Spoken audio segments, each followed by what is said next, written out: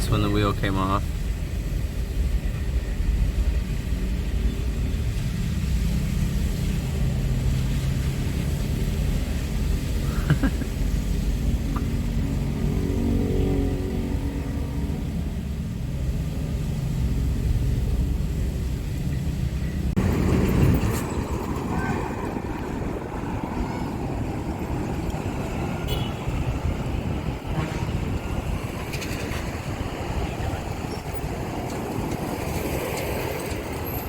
Oh, it's so exciting. Yeah, another breakdown.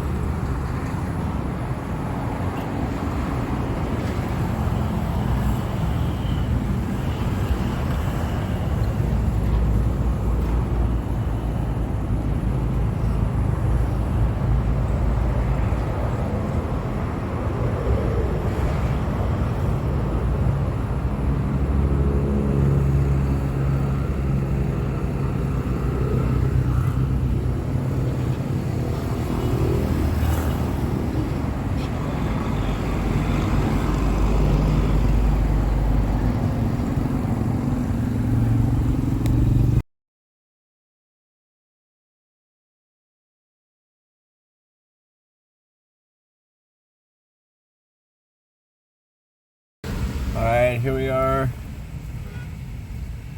Day 3 of being broken down on the side of the road. So we had a bit of a catastrophic failure, and that is that the end of our axle snapped off.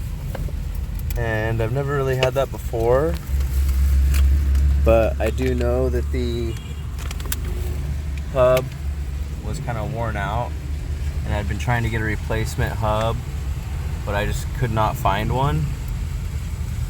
So that was kind of turning into an issue that we were having, and I was also having a lot of trouble even finding like an end axle here. Nothing that I found really matched up, so it's kind of frustrating, but you can see we're just here. It's a pretty busy road actually. It's been non-stop traffic all through the night into the morning. We're stopped here in front of a school, and yeah, kind of a annoying hang up.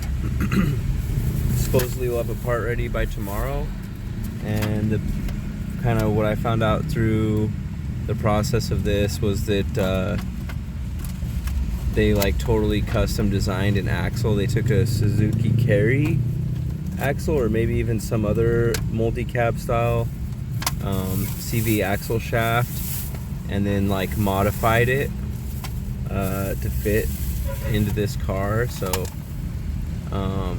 yeah, kind of annoying. I'm not really sure why that was effective, but I did notice that the parts are pretty hard to find here. You basically have to get like used surplus parts shipped here, and they're just not really that common, so maybe that's why it was done.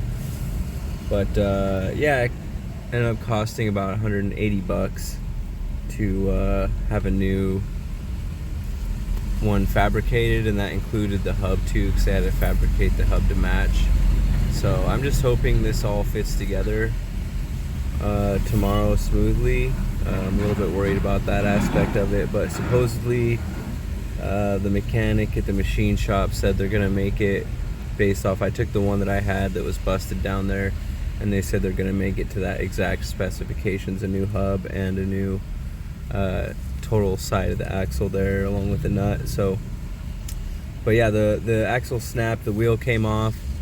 We're really lucky that the wheel didn't hit anybody, but yeah, the wheel traveled a good 100 meters away, and yeah, I was able to kind of, it was on the passenger side, so I just checked my mirrors and looked outside real quick, saw there was no one in the passenger lanes, and just swerved really hard to kind of pick that up off the ground so it wasn't grinding too rough, and we just drove it right to the side here and then just stopped immediately.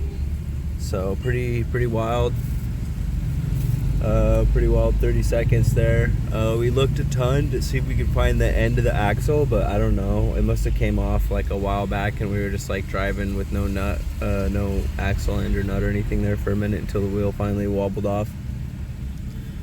But yeah, so just kind of an update of our adventure here. I got a couple weeks left here in the Philippines, and it's been raining a bunch, and we are fully loaded, so I'll shoot a video when we're putting that stuff together. When we first went there, I told them what the problem was. I didn't know that they wanted a sample. I was kind of good the thing that they did request one, because it's totally a custom job. But like this mechanic, they dispatched a mechanic out here and was saying they're gonna charge me like $30 to pull out the axle, and I was like, no man, like I got all the tools, I know what I'm doing. I'm just gonna pull this out. I kind of felt bad that he came out here, but a little bit of miscommunication at the beginning, but we got that all out and took it down to the parts store, which was thankfully just like a 5-minute walk from here. And yeah, now we're just waiting for parts, so keep you updated. All right, so we're back on the road again. Kind of an interesting fix. The part came in pretty late today. We ended up sitting there for 4 days. First day was kind of like we broke down right at the end of the day. We got the parts to them, and then there was 3 days of waiting for them to fix it. And I thought they were gonna actually like do a little bit more extensive work than they did. It's kind of a bummer deal. They ended up using my same hub, which unfortunately is warped a little bit. So it's still warped. They didn't hone it or anything. And all they did was they cut out the middle, and then they welded in a new area for the splines. I'm not sure what that centerpiece is called that the splines from the axle shaft fits in, but they cut that out. They welded in a new one from I don't know what. And then they also cut my axle about an inch or so back from the splines. And then they just welded in a new axle piece there. So I thought that was kind of interesting. They just cut off the end of the axle and then welded in a new axle end that matched the hub center that they welded in there. So it's definitely not the strongest fix. Hopefully their welding is on point. It looks pretty good, but still an axle that's been welded is not going to be as strong as an original axle. I imagine it's very hard to get that penetration that would be required to fully connect the two pieces of metal. It's a very thick piece of metal, so I'm not sure how they could get that penetration. But yeah, it's been going okay so far. My hub's getting warm kind of on one side. I'm not sure where it's rubbing. I backed off the brake pads a little bit, so I'm hoping that'll help. The brakes they're just a pinch spongy. It's not too bad. It'll stop slowly and then one pump and it stops real fast. So it's got all 4 jump brakes, so you can't really expect too much with manual all 4-wheel drum brakes. But we're just going slow, taking it easy. We got about another 45 minutes until we're there. And yeah, and I was kind of also a little bit bummed because they didn't put any sort of locking style spindle nut on there. It's just like a normal nut. And so I tightened it on there to about 70 foot-pounds. Specs call for 110, but the specs also have a actually larger axle than what's on there right now. I'm not sure what they pulled the axle end off of. I'm guessing it was probably like a multi-cab or something. But so far so good. Like I was saying, one side of the drum is getting a little bit warm from that warp. I'm not sure where it's rubbing. I'm not sure if it's rubbing on the back or what. It kind of felt like the heat was actually kind of towards the front, almost like maybe it was rubbing on the brake pad or something. So we're just kind of taking it nice and slow. I've stopped twice to check on it. It's not like insanely hot, you know, it's probably sitting at like 120 degrees, which isn't too bad. It's not like glowing, it doesn't scold you instantly, so it's not like in the danger zone. It's kind of like what you'd expect if you were doing some heavy braking going down a hill, but for just not using the brakes at all, it's definitely hot. So yeah, we're going to keep an eye on that, and like I said, just keep it slow. The road is doing a lot better now.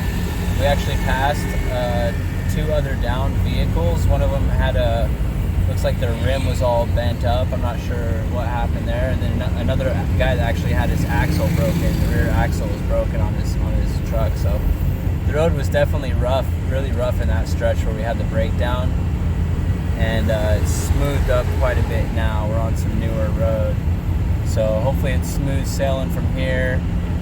And yeah, I wanted to do a video of the reassembly, but it was just dark already, and we were kind of rushing to get it out of there. Thankfully, this guy was really nice. The guy that delivered the part stopped and helped. I didn't have the right socket because the spindle nut was the one that was on the referral was a 36 millimeter, and this one was a 32 millimeter. So thankfully, he actually just left that with us, or I bought it off him just in case, you know, they got loosened up or something while we're driving, since there's no lock washer and it's not a locking style. So I'm going to get that swapped out when I do a rebuild. And you know, I'm leaning towards just trying to find an original whole front end for this. The only thing that seems to be original is for sure is the axle housing. That's the only thing I know for sure that is like original for this vehicle, is the housing. I'm not sure if the pumpkin, the differential is original or not. That might be aftermarket as well. I kind of leaning towards it is, because it seemed like it should have had a bigger axle shaft going into that pumpkin. But I'm just going to have to do a little bit more research and figure out exactly what that is. But yeah, so we're on the way. It seems like we're going to make it back. And we'll do a short video tomorrow when I kind of tear that open again and re-inspect stuff and check the brakes on it. But thanks for watching, everyone. And catch you on the flip side.